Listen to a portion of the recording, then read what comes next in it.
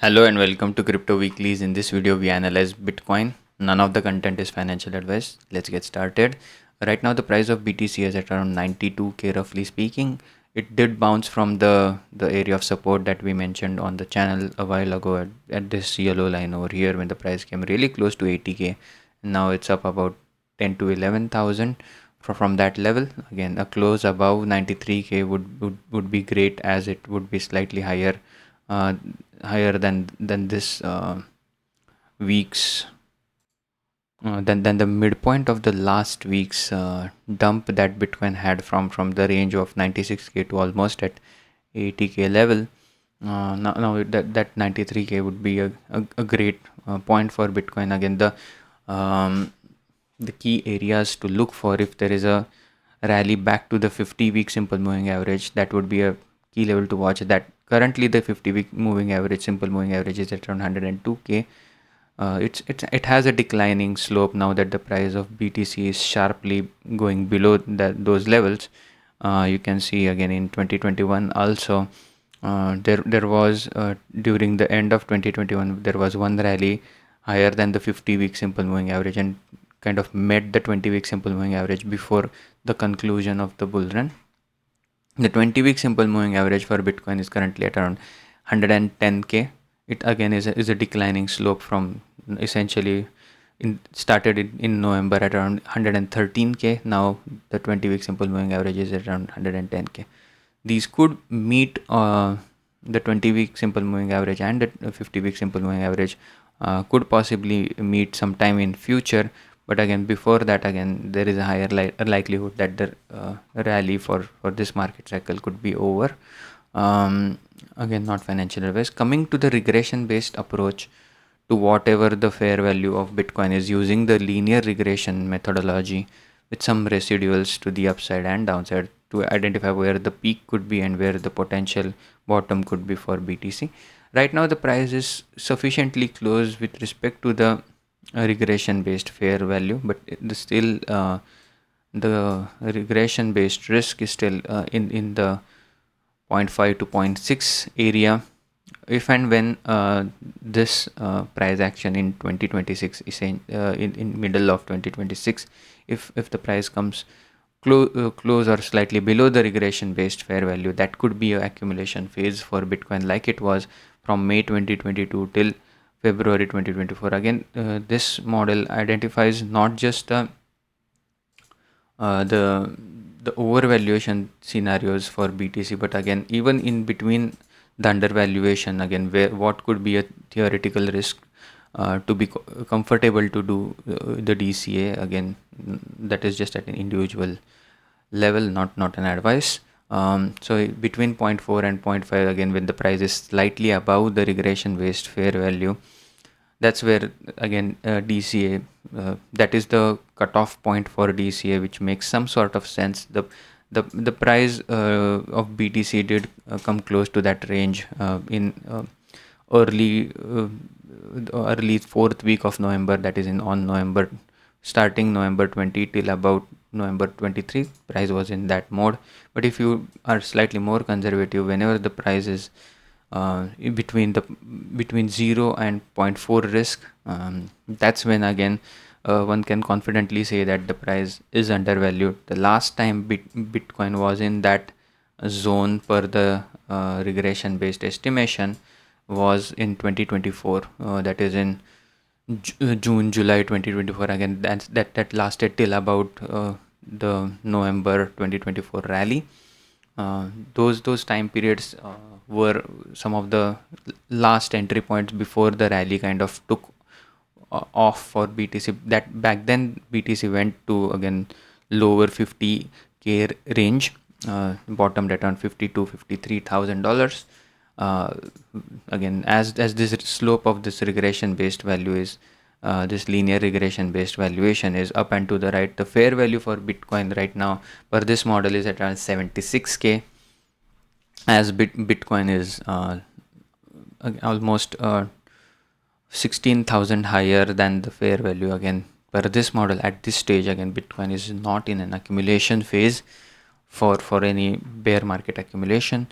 As we go down into the risk levels, again we get better and better deals, but again the likelihood of finding those deals becomes less and less. By that what I mean is, if let's say we toggle off the zero point 0.3 to 0.4 risk and only focus whenever Bitcoin is lower than 30% risk, we would essentially have a better chance of timing the market. But again, the window for accumulation goes down.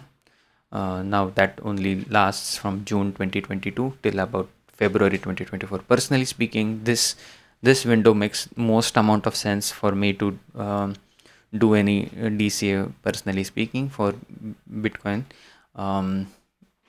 the coming this 2026 potential bear market, if we go by the 4-year market cycle theory, there could be a bottom in some mid to late 2026.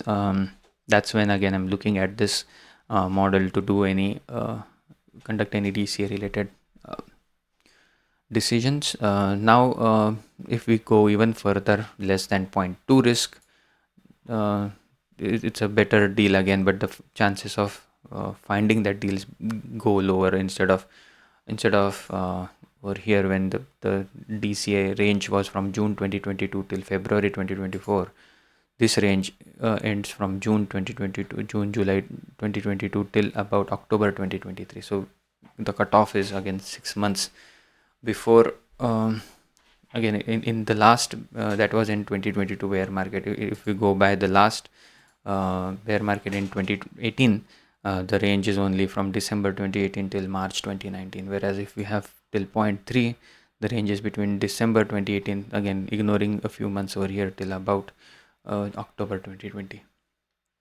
So that's the like the very bottom is less than 0.1 risk. That's when the risks have fallen off the cliff. This is when the market is in deep panic mode, like it was in September to December 2022, when there was a FTX related collapse. So those are the timings in the market where you get the best kind of deals for the asset class.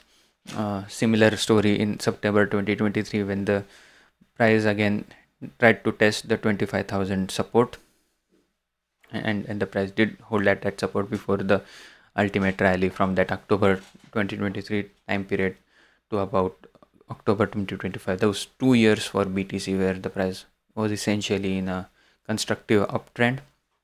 So that those kind of deals I'm looking for in 2026. If that materializes, that would be great utilizing this model.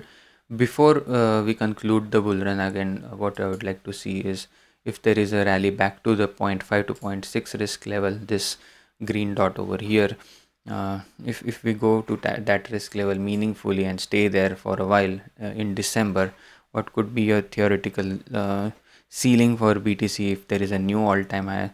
That could be a rally back to that 123 or 124k to the range high about 145k. So those levels, if they materialize in later half of December 2025, that would be a great thing to see. If unfortunately if we don't get to that level, that's when the rainbow risk chart helps to identify any potential DC opportunities. With that, I would like to just briefly mention the current news. Sentiment analysis over the last 24 hours, lot of positive news. This is, you can check it out on cryptoweeklies.com. Even this chart that you just saw was available under the DCA chart for BTC. All of these charts are available for free. And again, if you like, please give a like and subscribe to stay updated with all of these charts as well as the videos that we make on the channel. So the crypto TLDR is the summary of the last 24 hours social sentiment news analyzer. Overall social sentiment is at 55. This is all of the news related sentiment, not the social media platform based derived sentiment. The narrative cloud or the word cloud is derived from YouTube and X related comment related to crypto over the last 7 days. You can see the Bitcoin narrative is still strong. The size of the bearish narratives or the term frequency of the bearish narratives is higher than those of the bullish narratives. So overall, the market is in the bearish territory, and this can be evidenced by other charts such as the heat map over here.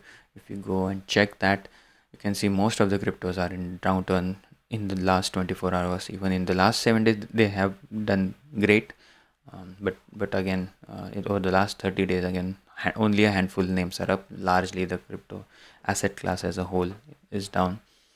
Over the last 90 days, even more brutal. So that kind of helps to identify. Even the crypto of the day, which is XMR, has been down for the last 24 hours. So coming back to the total SMA risk for Bitcoin and ETH, especially for Bitcoin, it's in a accumulation phase using the 20-week simple moving average as a guideline. So these kind of analytics are also available on the website. Hope you enjoyed these analytics.